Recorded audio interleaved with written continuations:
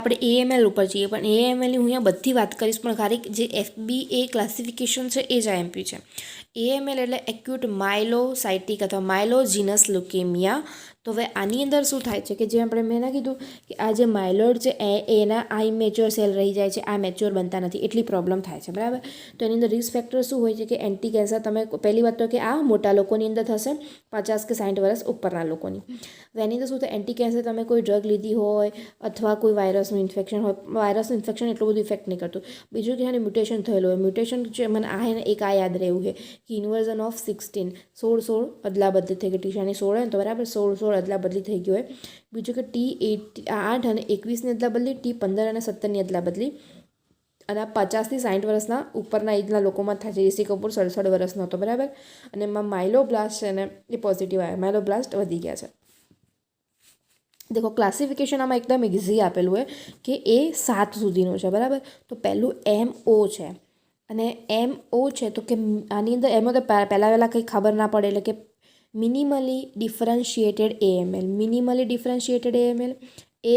પછી 1 ઉપર આવ્યું હતું વિધાઉટ મેચ્યુરેશન, તો AML વિધાઉટ મેચ્યુરેશન. પછી તમે મેચ્યોર કરો M2માં AML વિથ મેચ્યુરેશન. M3માં એક્યુટ પ્રો માઇલોસાઇટિક લ્યુકેમિયા. હવે માઇલોસાઇટિક ખરા પણ પ્રો લગાવી દેવાનું, એક્યુટ પ્રો માઇલોસાઇટિક લ્યુકેમિયા. M4ની અંદર તમે લગાવશો એક્યુટ માઇલો તો ખરા, પણ એમાં બી કયા, તો માઇલો મોનોસાઇટિક, કારણ કે આ મોનોસાઇટ આવ્યા, બરાબર. આને પહેલાં તમે પ્રો માઇલોસાઇટિક કીધા હતા, હવે acute માઇલોસાઇટિક leukaemia, acute myelomonocytic leukaemia. હવે તમે કહેશું acute monocytic leukaemia, acute monocytic leukaemia. હવે આ બે ઇઓસિનોફિલ અને બેઝોફિલનો કંઈ કામ નહીં હોતો. પછી આવશું આપણે ઇરિથ્રોસાઇટ્સ ઉપર, એક્યુટ ઇરિથ્રોલ્યુકેમિયા. પછી આવશું આપણે એક્યુટ મેગાકેરિયોસાઇટિક લ્યુકેમિયા. હવે ડાયરેક્ટ યાદ રાખી ચલો. M0 પછી મિનિમલ ડિફરન્શિએશન લ્યુકેમિયા, અંદર મિનિમમ ડિફરન્શિએશન લ્યુકેમિયા.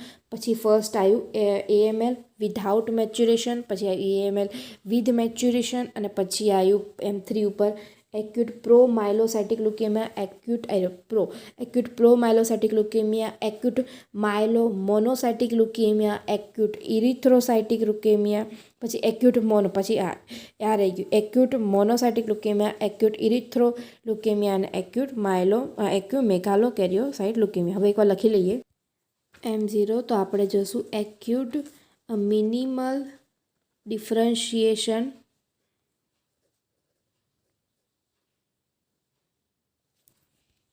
દેખો મિનિમલી ડિફરન્શિએટેડ AML, બરાબર. અહીંયા AML એક્યુટ અહીંયા આગળ, બરાબર.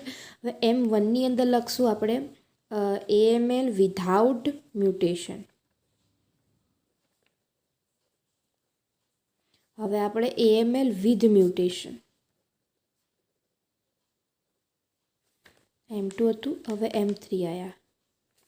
હવે M3માં આપણે કરશું ઓલું પ્રોવાળું, એક્યુટ પ્રો માઇલોસાઇટિક લ્યુકેમિયા. M4ની અંદર લખશું આપણે આ માઇલો ખરી પણ મોનો લાવશું, બરાબર. Acute myelomonocytic leukaemia. હવે M5ની અંદર આપણે આવી જશું મોનો, હવે માઇલો થઈ ગયો, હવે એકલો મોનો લેશું, એક્યુટ મોનોસાઇટ્સ મેક્રોફેઝ બનશે ને એટલા માટે, બરાબર. મોનોસાઇટિક લ્યુકેમિયા, મોનોસાઇટ્સ મેક્રોફેઝ એ બ્લડ વેસલ્સની બહાર, મોનોસાઇટ્સ એ બ્લડ વેસલ્સની અંદર. M6ની અંદર આવ્યું હવે ઇરિથ્રોસાઇટ, બરાબર. 7 સુધી છે એટલે એક્યુટ ઇરિથ્રો લ્યુકેમિયા. હવે M7ની અંદર આવ્યા આપણે મેગાકેરિયોસાઇટ્સ, એક્યુટ મેગાકેરિયોસાઇટિક લ્યુકેમિયા, બરાબર. આઈડિયા આવી ગયો. M1માં મિનિમલ ડિફરન્શિએશન AML, બીજું M2ની AML without mutation, M2 with mutation. આ છે ને ક્લિનિકલી તમારા પ્રેક્ટિસમાં મોસ્ટ કોમનલી M2 જોવા મળશે, with mutation, sorry without mutation. એ મ્યુટેશનની મેચ્યુરેશન, બરાબર, મેચ્યુરેશન. આ M2 જ ખાસ કરીને જોવા મળશે with maturation, AML with maturation. પછી M3ની અંદર એક્યુટ પ્રો માઇલોસાઇટિક, પછી માઇલો મોનોસાઇટિક, પછી એકલું મોનો, પછી ઇરિથ્રોન, પછી મેગા, બરાબર. આઈડિયા આવી ગયો. ચલો આ લોકોની થોડી સ્ટેનની વાત કરી નાખીએ. 1થી પહેલાં 4 છે ને 0 લેવાનું, 1 2 3 4 આ છે ને એ MPO પોઝિટિવ है. M5A મોનોસાઇટિક છે ને તો NSE પોઝિટિવ है. M6 આવ્યો ને ઇરિથ્રોસાઇટ્સ, તો એ પેસ પોઝિટિવ, આપણે પેસ જ કરો ને મેનલી બ્લડ માટે, તો પેસ પોઝિટિવ અને M7 એ CD41 અને CD61 પોઝિટિવ. એ દેખો આગળ બી આવ્યું તો આપણે देखो प्लेटलेट है ना CD41 અને 61 પોઝિટિવ દેખ્યું. તો હવે આ આઈડિયા આવી ગયો. શું કહેવા માગું છું કે 1 થી 4 એ એમપીઓ પોઝિટિવ, 5 આપણે શું હતો આ રહ્યો મોનોસાઇટિક, એ NSE non specific esterase positive, N6 એ પેસ પોઝિટિવ અને N7 પ્લેટલેટવાળો 41 અને 61 પોઝિટિવ. આપણો M2ની અંદર ક્લોરોમાં જોવા મળશે. ક્લોરોમાં જે મેં કીધું કે મોસ્ટ કોમનલી જોવા મળતો AML કયો તો વિથ મેચ્યુરેશન, અને એની અંદર ક્લોરોમાં જોવા મળશે. ક્લોરોમાં હું તમને બતાવું એકદમ પરફેક્ટ. અને M3 જે છે ને આપણું એક્યુટ પ્રોમેલોસાઇટિક લ્યુકેમિયા, એની અંદર આપણને આ બી બતાવું ઓર રોડ શું છે એ મસ્ત બતાવું. આમાં ખાલી AMLમાં એટલી ડિફરન્ટની વાત કરી છે આ લોકોએ કે આ જે છે ને એ વિટામિન એની કમી થઈ જાય ને તમારે, તો વિટામિન એ જે સેલનું ડિફરન્શિએશન એ કરતું હતું. તો વિટામિન એની એક્ટિવિટી ઘટી ગઈ ને તો એ સેલનું ડિફરન્શિએશન નહીં કરે. સેલનું ડિફરન્શિએશન નહીં કરે તો ઇમેચ્યોર સેલનું પ્રમાણ વધી જશે. કેમ એવું થાય? કારણ કે જે PML જીન અને RAR જીન છે એનું કંઈક આમ અલગ થઈ જાય, ખબર નહીં કંઈક થાય તો એ વિટામિન એની એક્ટિવિટી ઘટે છે, એટલે ડિફરન્સ નહીં છે તો સેલ વચ્ચે ડિફરન્શિએશન નહીં પામતા, મેચ્યુરેશન સેલ ઘટી જાય છે અને ઇમેચ્યોર સેલનું પ્રમાણ વધી જાય છે. તો તમે આ લોકોની ટ્રીટમેન્ટ શું હાલો તો કે vitamin A all translating vitamin A આપી શકો, જેથી ડિફરન્શિએશન સેલનું વધી જાય અને યુઝફુલ થાય. બરાબર. M3ની અંદર જે છે ને એની અંદર ખાસ કરીને વિટામિન એ આપવામાં આવે છે એક્યુટ પ્રોમાયલોસાઇટિક લ્યુકેમિયાની અંદર. બરાબર. પછી એમ કીધું છે કે આપણે M7 જે છે ને આપણું પ્લેટલેટવાળું હતું ને, M7 પ્લેટલેટવાળું હતું ને, તો ડાઉન સિન્ડ્રોમ હોય ને તો એ લોકોને M7 વાળું AML ખાસ કરીને જોવા મળે છે. અને હવે જોઈએ કે મોસ્ટ કોમન AML તમારું ક્લિનિકલ પ્રેક્ટિસમાં કયું જોવા મળશે વિથ મેચ્યુરેશન M2 વાળું, ઇન્ફ્લન્ટની અંદર કયું છે M5 વાળું, અને ઇન ચિલ્ડ્રનની અંદર કયું છે તો M7 પ્લેટલેટવાળું. M5 વાળું કોઈ એક્યુટ મોનોસાઇટિક લ્યુકેમિયા. બરાબર. આટલી વાત થઈ ગઈ. હવે WHO ક્લાસિફિકેશન જોઈ લઈએ. આમાં બી આપણે એ ગ્રુપમાં કીધું હતું ને એમાં બી કે મોસ્ટ કોમનલી કયું ક્લિનિકલ પ્રેક્ટિસમાં જોવા છે M2 વિથ મેચ્યુરેશન. ક્લોરોમાં કોની અંદર જવા વિથ મેચ્યુરેશન M2 વાળામાં, અને ઓવરઓલ કોની અંદર જોવા છે M3 વાળા પ્રોમાયલોસાઇટિકની અંદર. પછી એમને કીધું ડાઉન સિન્ડ્રોમ સાથે કયું હોય તો કે મેગાકેરિયોસાઇટ્સ. બરાબર. ગમ હાઇપરટ્રોફી 5 અને 4 બંને હોઈ શકે છે. અને DIC M3 આ લોકો એમ કીધું હતું કે નીટ PGમાં ખાસ કરીને આવતું હોય છે. WHO ક્લાસિફિકેશન આવશે નહીં પણ હું ઉપર છેલ્લું સમજાવી કાઢું કે AML વિથ રિકરન્ટ જી નેગેટિવ ઓર્મલ. એ પહેલા નંબરમાં એને 5 ક્લાસીસ કાઢ્યા છે આ લોકોએ AMLના. એમાં એમ કીધું છે કે પહેલાં તો કે કયા ને મ્યુટેશન થઈ ગયું, તો કે હવે આ મ્યુટેશન થયું અને જે આ મ્યુટેશન એ ગુડ પ્રોગ્નોસિસ છે, પણ જો આ મ્યુટેશન થઈ ગયું તો પુઅર પ્રોગ્નોસિસ કે કંઈ ખાસ યાદ રહેવા લાગતા નથી. એમાં જે 18, 21, 15, 17 અને 16 ઇન્વર્ઝન આટલું યાદ રહે છે. બીજું કે 9, 11, 1, 22. પછી એમ કીધું પ્રોવિઝનલ એન્ટિટી મીન્સ એમ કીધું કે આ લોકોને આ જે જીનનું મ્યુટેશન થયું હોય ને તો આ લોકોને ખબર નહીં કે ગુડ કે પુઅર રિસર્ચ ચાલે. ખાલી AML BRC આની અંદર રિસર્ચ ચાલે કે આ ગુડ કે પુઅર ખબર નહીં. બીજું કે AML વિથ માયલોડિસ્પ્લાસ્ટિક ફીચર જે જોવા મળે ને એ તો એ બી પુઅર પ્રોગ્નોસિસ ધરાવે છે. 3rd નંબરની એમ કે આ બધું જીનેટિક વેને કામ હતું. બરાબર. એક આ હતું કે આ સિન્ડ્રોમ આ ફીચર સાથે ધરાવે. બીજું 3rdમાં છે કે તમે AML રિલેટેડ થેરાપી, તમે કોઈ થેરાપી લીધી હોય ને પછી AML થયું હોય તો એ કઈ થેરાપી, કારણ કે રેડિયેશન થયું, ટોપોઆઇસોમેરેઝ 2 ઇન્હિબિટર લીધું, આલ્કલાઇન એજન્ટ લીધું હોય, આ 3માંથી કોઈ પણ દ્વારા AML થયું હોય ને તો પુઅર પ્રોગ્નોસિસ છે. સમ ટ્રીટમેન્ટ AML કરાવી શકે છે. આ જે ટ્રીટમેન્ટ એને AML કરાવી શકે છે. બીજું છે કે AML in down syndrome. Down syndrome આપણે M7 હતું ને તો M7 હતું ને તો આ પેશન્ટને ડાઉન સિન્ડ્રોમ છે અને ટ્રાન્ઝિયન્ટ લ્યુકેમિયા છે તો તે ગુડ પ્રોગ્નોસિસ છે. બ્લાસ્ટ અપિયર થાય અને ડિસઅપિયર થઈ જશે. બરાબર.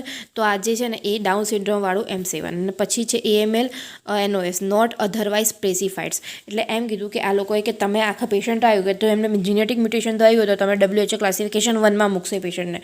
પછી એમ કહેશું કે એ પેશન્ટને આ સિન્ડ્રોમ હતો તો આને 2માં મૂકશું. પછી એને કે રેડિયેશન થેરાપી લીધી હતી તો તમે આ ગ્રુપમાં મૂકશો એ લોકોને, એ પેશન્ટને. હવે એમ કહેશો કે ડાઉન સિન્ડ્રોમ છે તો આને આ ગ્રુપમાં મૂકશો, પણ હવે આ બધામાંથી કશું જ નથી તો એ પેશન્ટને તમે કયા ગ્રુપમાં મૂકશો તો એ પેશન્ટને તમે આ ગ્રુપમાં મૂકશો. દેખો તમારી પાસે એવું કોઈ પેશન્ટ આવ્યું જેની જીનેટિક એબનોર્માલિટી નથી, મેં MDS લાઇક સિન્ડ્રોમ નથી, કોઈ આગળ થેરાપી નથી લીધી, ડાઉન સિન્ડ્રોમ નથી, તો AML વાળું પેશન્ટ આવ્યું તો એ પેશન્ટને કયા ગ્રુપમાં મૂકશો તો એ પેશન્ટને આ ગ્રુપમાં મૂકશો, નોન અધરવાઇઝ સ્પેસિફાઈડ.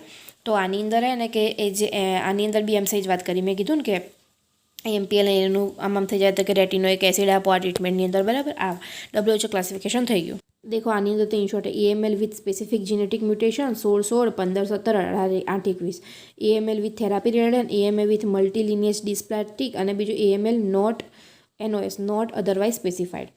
હવે આમાં એમ કીધું છે કે FAB એમ કહેતું હતું કે તમારા બોન મેરોની અંદર ઓછામાં વધારે જો તમને બોન મેરોની અંદર 30% કરતાં બી વધારે બ્લાસ્ટ સેલ મળ્યા તો એ માણસને લ્યુકેમિયા છે.